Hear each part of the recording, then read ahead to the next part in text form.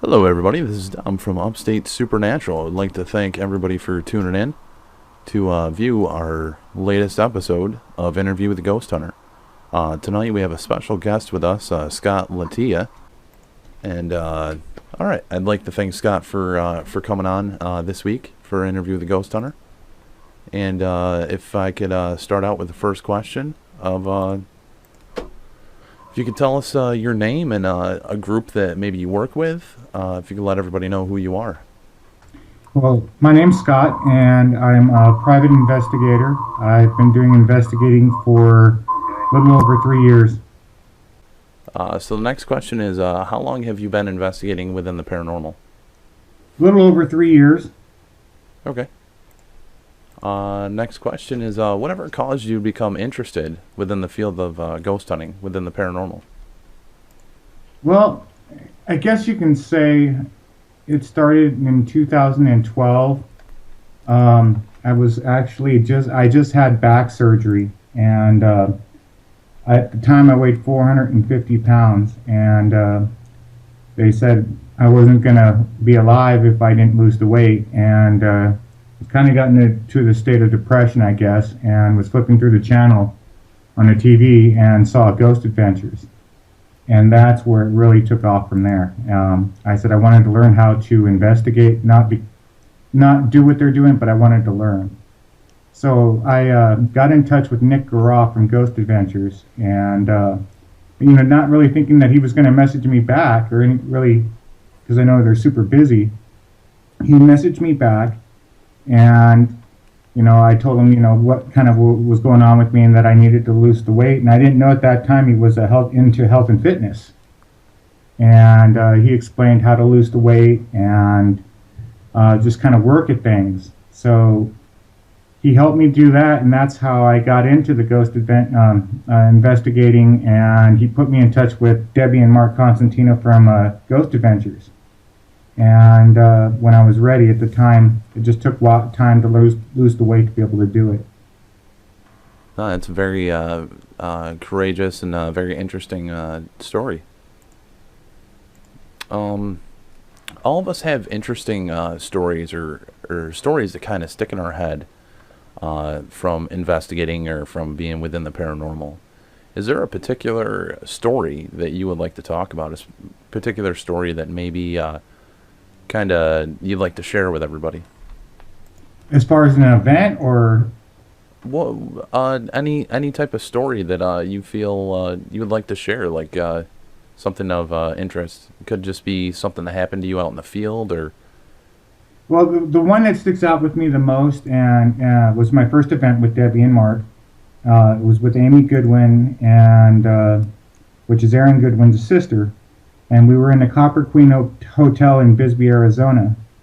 And we were investigating one of the rooms. And we were, at the end of the night, we had just, said, hey, we're going to do one more EVP session, and then we're done. And the bed actually lifted up, slammed back down. Mark kind of hit the wall. I lifted up and kind of fell back. And Amy said she just felt so nauseous. After that, she's like, I'm never coming back here. I won't. You couldn't pay me enough money in the world to come back there. And that event really, I guess, really spurred me to really find out what's out there, what's beyond the afterlife, what spirits are about. I started just investigating with the pen and paper and just taking notes and learning. Now, how many investigations or events or different activities within the paranormal would you say you've been a part of or been on?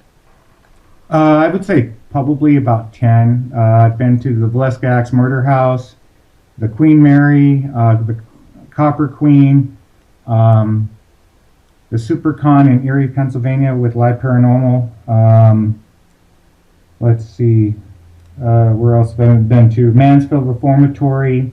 I'm going to the Stanley Hotel in March. And then I've been to the Whaley House, the Star of India, a couple of other locations in California, kind of pretty much anywhere and everywhere. That's very, very cool. During an investigation, I know you said you started out with a pen and paper.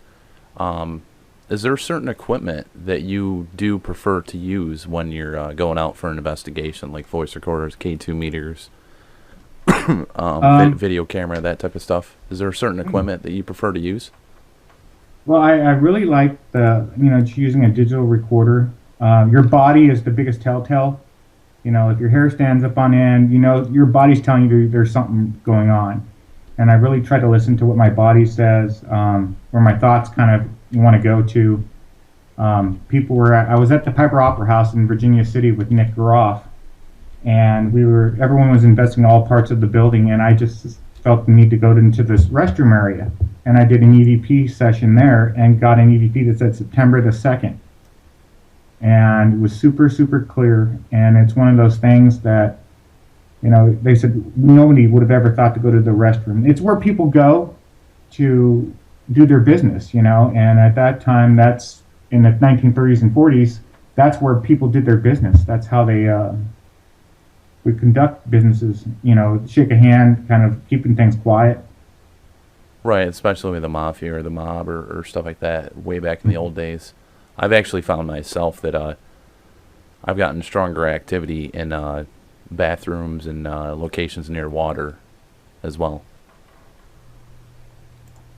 And what do you find to be the greatest part of doing an investigation? I love asking this question because, I mean, I've seen it personally where certain individuals actually, they love the thrill of being out for an investigation. And then other individuals actually prefer to basically go through the footage. I mean, there's both spectrums.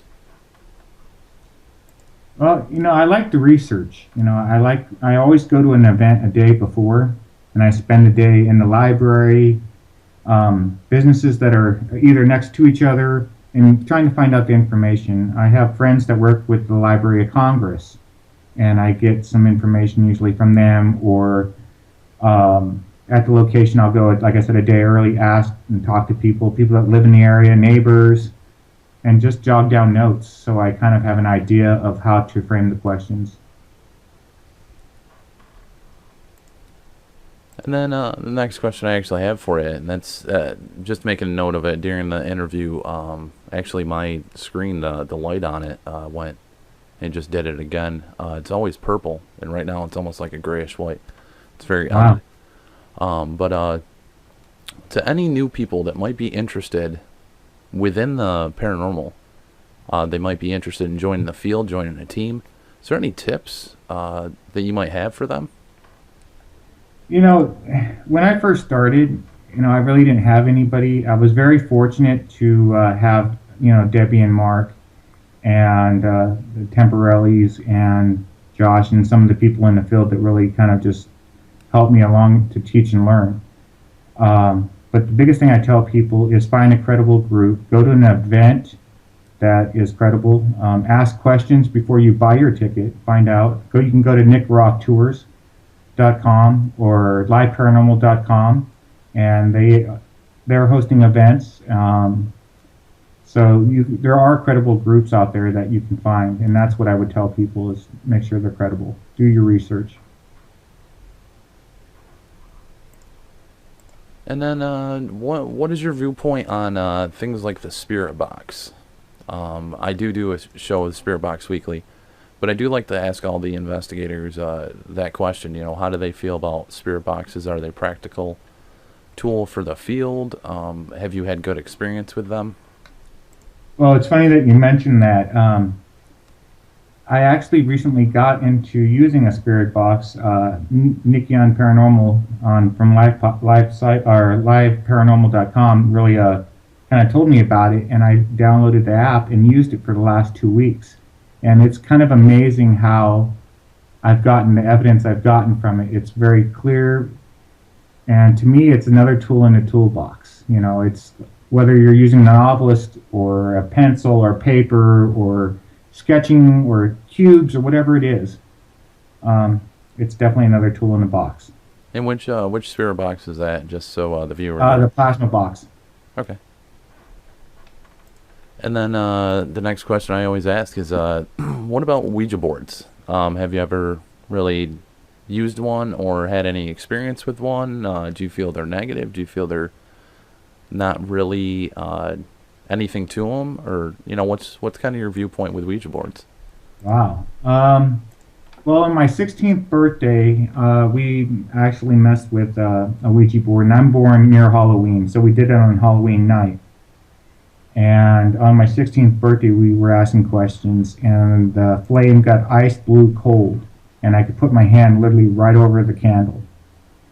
And that whole night, it really kind of bothered me. The whole night, I just wasn't myself.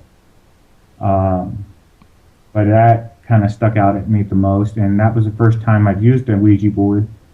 I know Robert Murch is real well known in the field for using one, and I'd like to find out more information about it. And basically, there's certain devices or applications that are out there that a lot of people either feel super strong that they work better than others. So kind of the question, and it is a little bit repetitive, I think, of the other question, but is there certain devices or applications that you feel work better than others that are out there? I mean, I know you've used the Ovilus, you've used, for instance, the Phasma box, and other devices or tools out there. Have you seen a difference between different devices and applications that maybe you feel work better than the other ones? Hmm. That's a good question. I've just started kind of getting into using apps and whatnot. The majority of the time, I like using the Ovilus 3. I found that the Ovilus 3 is not a connected device to a computer, and it's been really just spot on some of the stuff. I'd like to get a hold of using, imaging, something to that effect. So Like the Connect thing device, that right? everybody's been raving about lately. What would you say is possibly the worst thing you have ever came across within the field? Oh, the worst thing I came across as far as negativity. Probably, malevolent activity or a negative activity that has probably happened to you.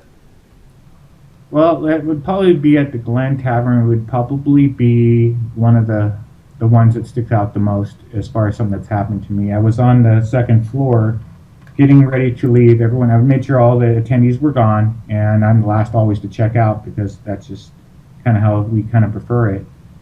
And I was standing at the top of the stairs, and I'm like, my God, this would suck if I fell. I could just see myself falling, and then, lo and behold, I went tumbling down the stairs, and the maid comes running out of the third floor and says, "Are you okay?" And I'm laying there, kind of like looked up, and I said, "Yeah, I'm fine." And then kind of got up, and my leg actually ended up a pinched nerve further into the back, so that I ended up having a second surgery on my back about a year ago.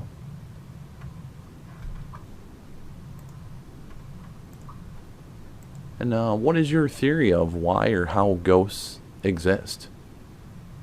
I believe that they're an energy. I do believe that if you have done something bad here in this life, you're left to make your peace with what you've done and try to fix it. Whether that's them communicating with us and telling us what they've done, or it's trying to right a wrong.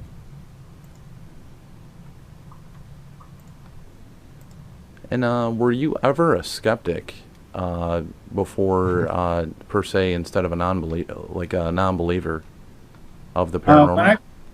When I first got into this, before, I was like, man, I'm going to prove these guys wrong. There's no such thing. And then the first night at Copper Queen, when, they show you a digital recorder, it's zeroed out, there's nothing on it. They give you fresh batteries, and then you go into a room by yourself. There's nobody in the room, and you do an EVP session, and you come out and you replay it, and there's something on it. That's what turned me into being a believer. And I'd like to open up the questions now to any viewers that may be in the chat. See if anybody has any questions real quick. Let me see. I'm scrolling up and down. I apologize. With the interview of the Ghost Hunter, anybody within the chat, I am able to see what's being said, but I try to wait till a little bit later after the questions are already asked to start asking questions that you guys may have. Dom, one of the things I'm doing now currently is I'm running a recorder to see if we get anything from interviews of the spirits that are, if they're either on your end or my end, have something, it will be on the recorder and see, just so you're aware, and the guest in the comment section there in the chat are able to know that.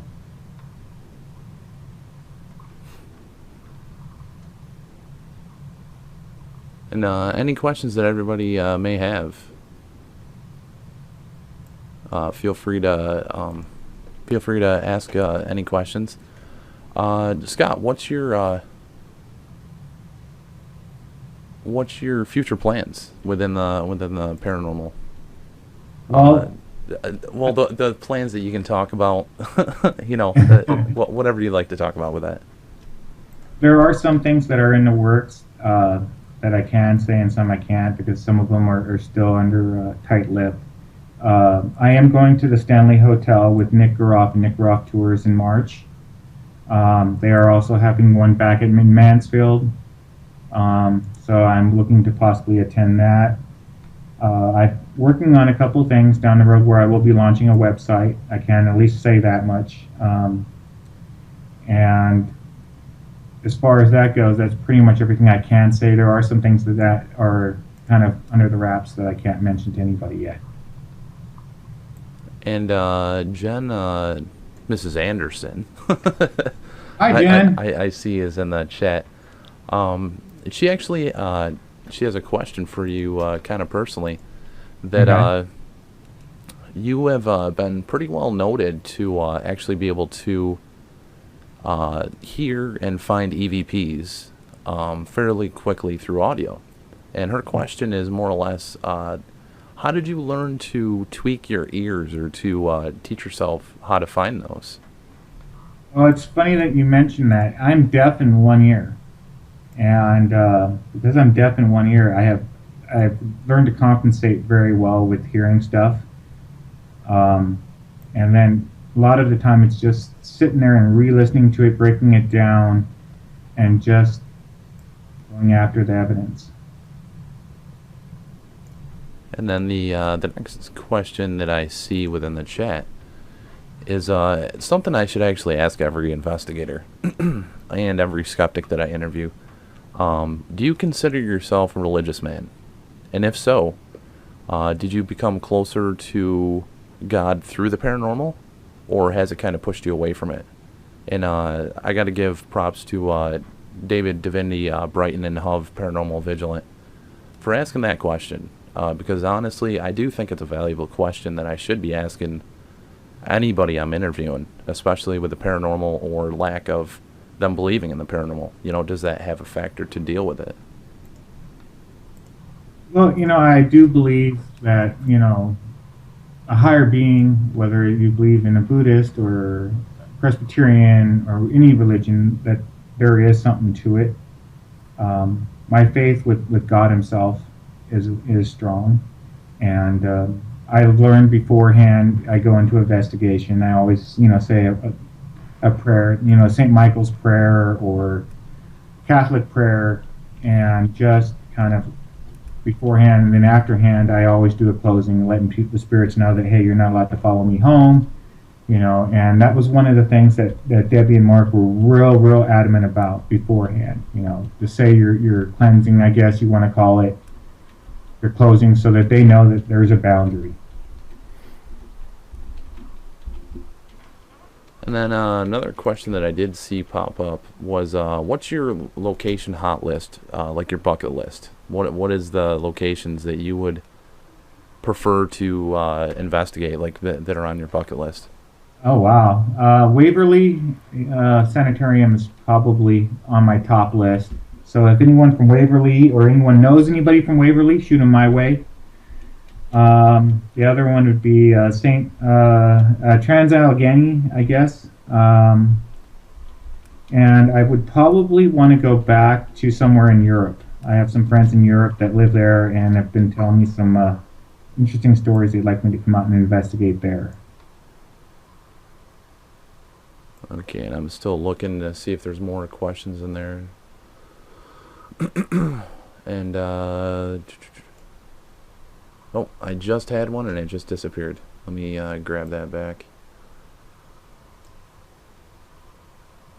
Okay, let me swing right back to it.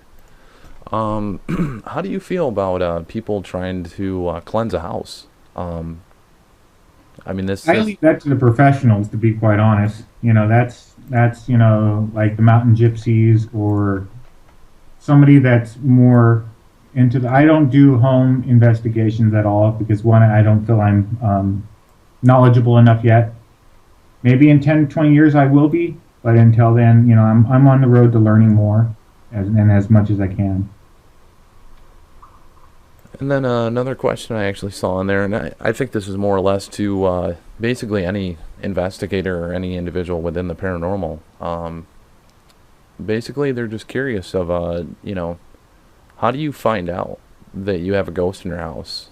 If they're hearing screaming or crying or sometimes things will scratch them, who do they call? Where should they go to try to get advice or any help with that?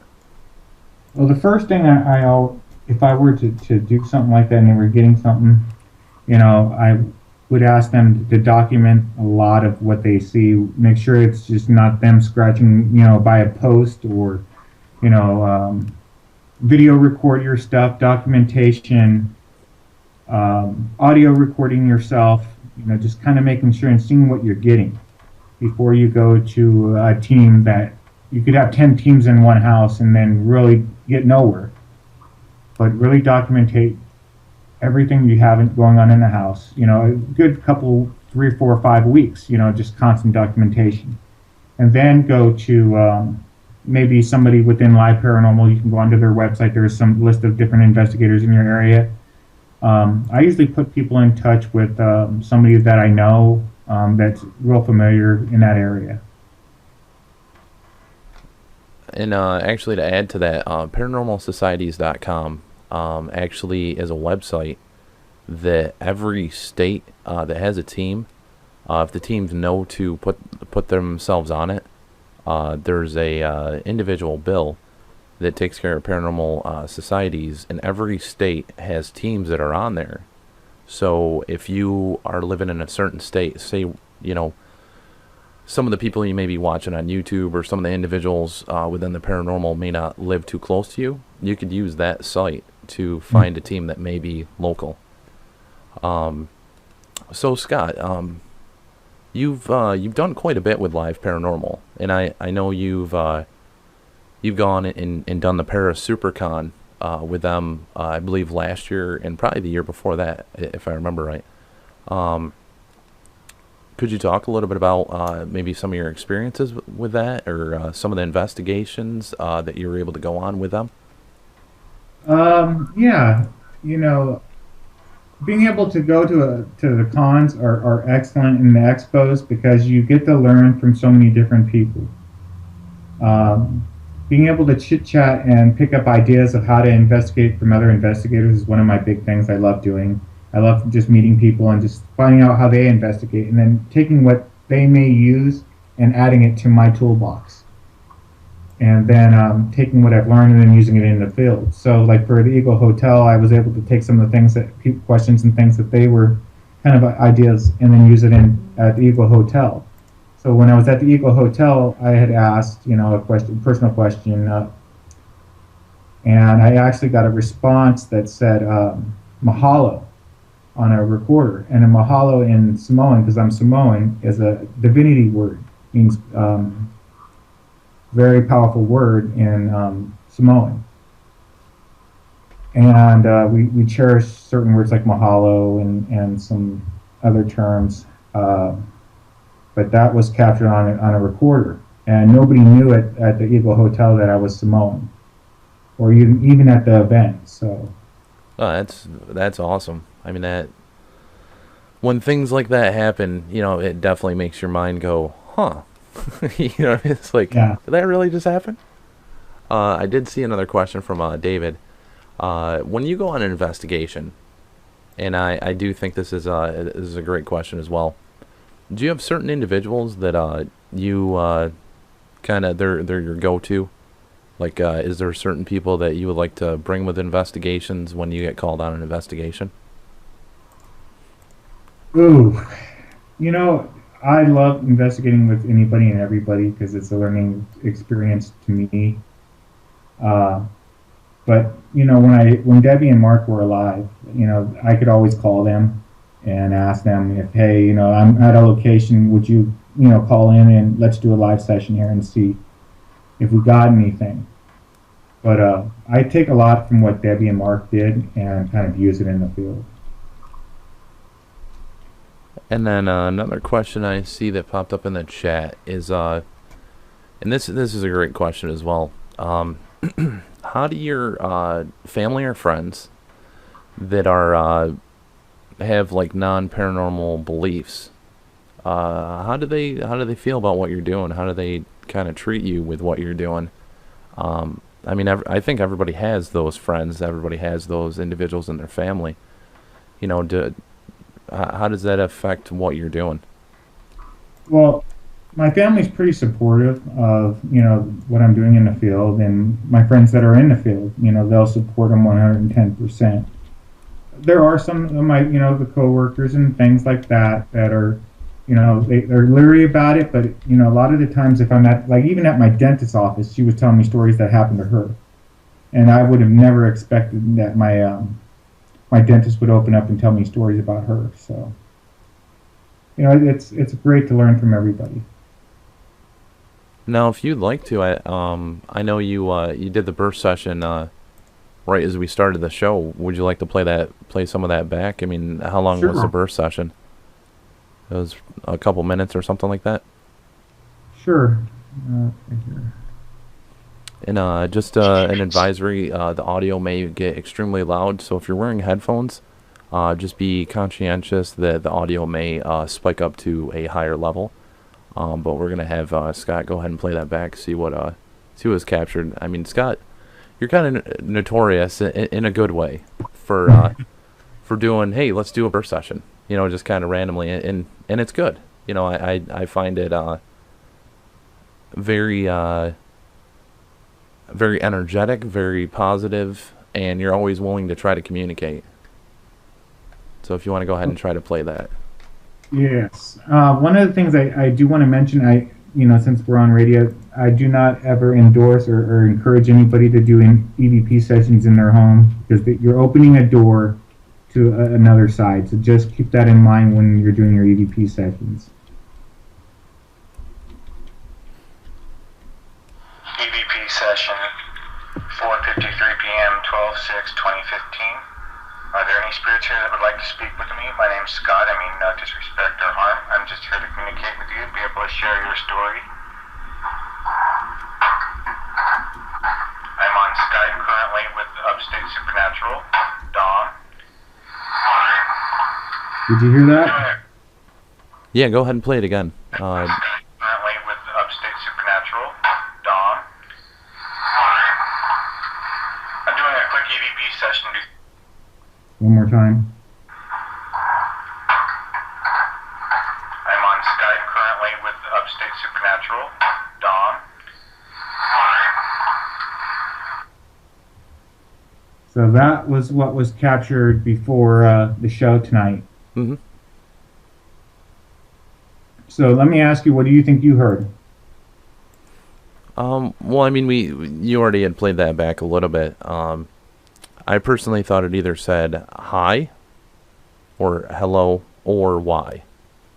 But that was my own interpretation of that. Anybody in the chat, after hearing that, if you would like to type in the chat and let us know what you possibly thought you heard as well, we would appreciate that. And you were doing a session as well when you first started the stream, correct? Or Mhm.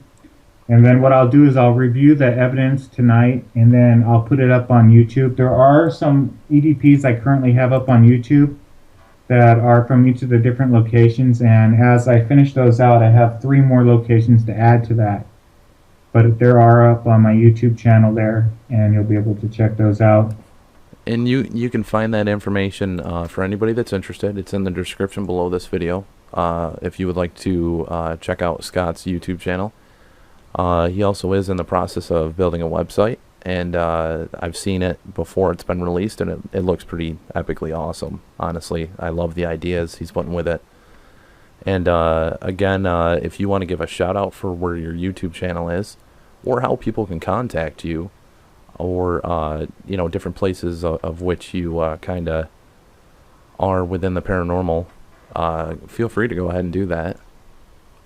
You can find me through liveparanormal.com, Scott Litaea, SCOTT, last name Litaea, Litaea, or on YouTube, Scott, SCOTT, last name Litaea, Litaea, in the search field, and it will put you in touch with me through there, or on Facebook at Scott Litaea, SCOTT, last name Litaea, Litaea, and then the same on Twitter. You just type in my name. And again, if there's more people with questions within the chat, feel free to type those in the chat. Scott, what do you... I never really asked this of many people. Have you ever seen like Paranormal Activity or some of the paranormal movies that are out there? How do you feel about how they portray the paranormal field in general, like the whole Hollywood aspect? I do think that some of the Hollywood aspect is a good thing for the field because it gets people interested in asking questions. I know that some of the sets are extremely, extremely haunted. The Crow, when the Crow was being made, there was a lot of paranormal stuff going on during the making of the Crow. One of the concerns they have currently now, coming up with the new Crow movie being released, is that they're wondering if something's going to happen at the making of this one. But there are a number of things that are pretty active there. And I mean, you've had an experience with talking to some of the people that do the TV shows, like Nick and the Ghost Adventures crew. How do you see a difference with how they take the field compared to how just normal individuals that aren't doing the TV shows take the field? Do you see a monstrous difference? Is it like Yes. dedication or just production value? I mean, I'm just kind of curious. Well, I think that in the entertainment aspect of a TV show, you got to keep in mind that some of it is entertainment value. If things are going to be made to be more dramatic. That's what entertainment is. It's to sell people into the entertainment value. I do think that when they first started out investigating personally, I know that Nick, Aaron, and Zach, they were really 100%, they started out from scratch. And throughout the years, they made it something special. And that's kind of where each investigator needs to take it, is making a dent and making a difference in the field. Yeah, I mean, actually, you and I have had personal conversations about how Nick is very supportive of individuals, trying to create new things for the field or trying to innovate new techniques within the field. And I mean, that to hear that as kind of an outsider that doesn't do the production value TV shows that are on the national networks or global networks. That it was an awesome thing to hear, to hear that somebody that's actually within that atmosphere of production is still supportive of, per se, the little guy. And that's the same with Aaron. Aaron gives back to the community tenfold. He donates money to charities. He does clothing line, and the money goes towards, the soccer teams.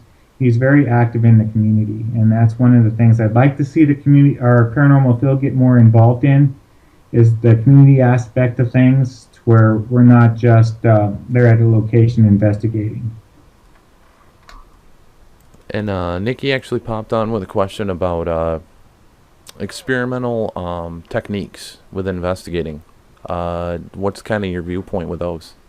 Ooh, I love experiments. I'm working actually a couple of years ago. I wrote to the founders in England that did the skull experiment and got permission to do the skull experiment here in the U.S. I'm always in belief that you get permission to do an experiment. Don't just do it. You ask the person that founded it and did it permission before you do it. And that's one of the things that I'm going to be doing in at the Stanley Hotel. Is I'm going to be doing the skull experiment. And let me see another one. I mean, it's more or less. I mean, with with the TV shows and so forth, a lot of people always have the same question of how do they find so much stuff? When normal everyday investigators aren't finding as much stuff as the TV shows and so forth. But again, a lot of it, they are filming. With any TV show, they film for hours and hours and hours and hours and hours. Yeah, that's one of the big misconceptions that everyone seems to believe, that they're just there for 3 days and they're gone. One of the things, like they investigate for almost a week usually. It's 3 days of just straight investigating, long hours, and then they have a great research team. They have people that do the research on the location, make beforehand. So they have a good team. I'm very lucky, just to the simple fact that I was able to fall into hand with great researchers and be able to ask questions to people and ask favors. But I can tell the average investigator that's out there, Google, search, go to the local libraries, ask questions. You never know who may have something for you that will open that doorway.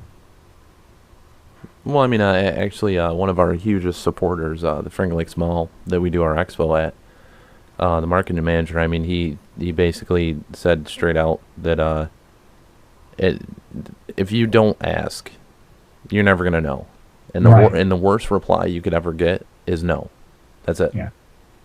So, I mean, if you're interested in trying to investigate somewhere, shoot them an email, give them a call.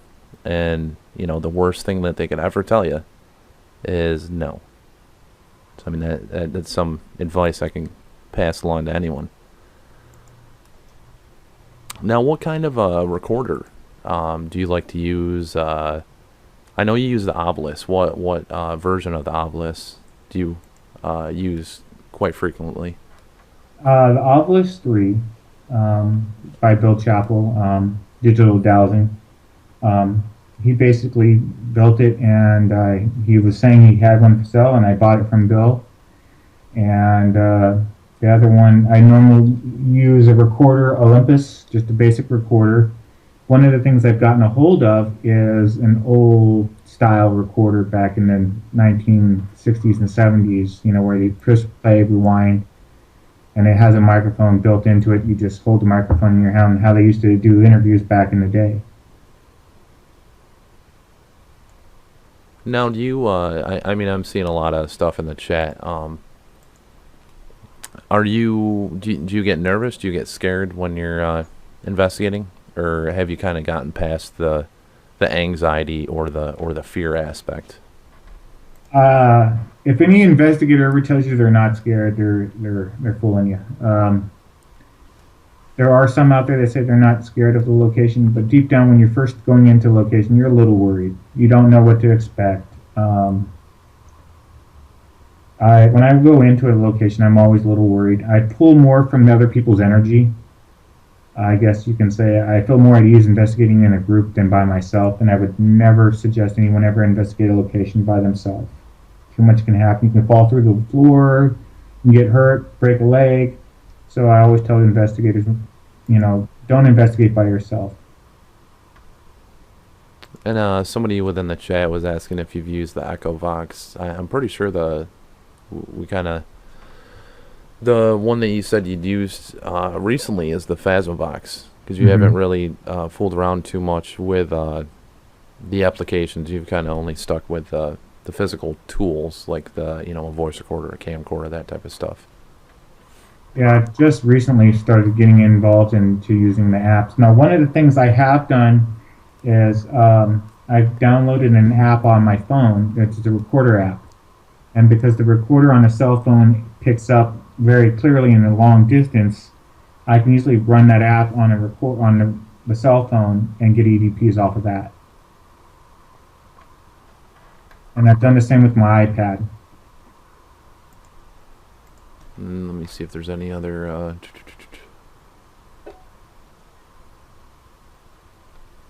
Jen actually asked, what is your... what's the major location you want to investigate, like, right now? Probably Waverly. I really want to get to Waverly. It's been on... Actually, that was the next event after... before Debbie and Mark passed, we were planning on going to Waverly. It was going to be a surprise to everybody. And that was going to be the location after the one she had in Kentucky booked.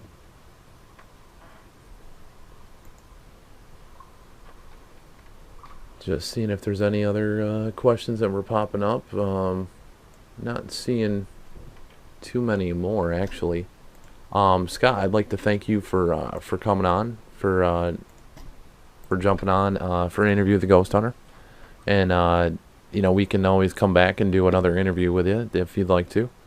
But I appreciate all your insight, all the things you were able to let everybody know within the interview.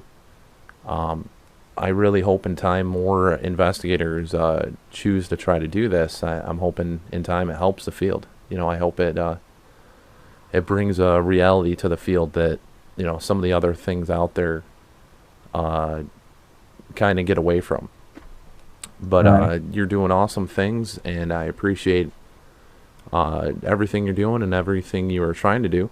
I know you can't discuss too much of it, and that's fine. But we're Nikki, myself, and a lot of individuals. We're happy to be able to have the opportunity to talk and work with you.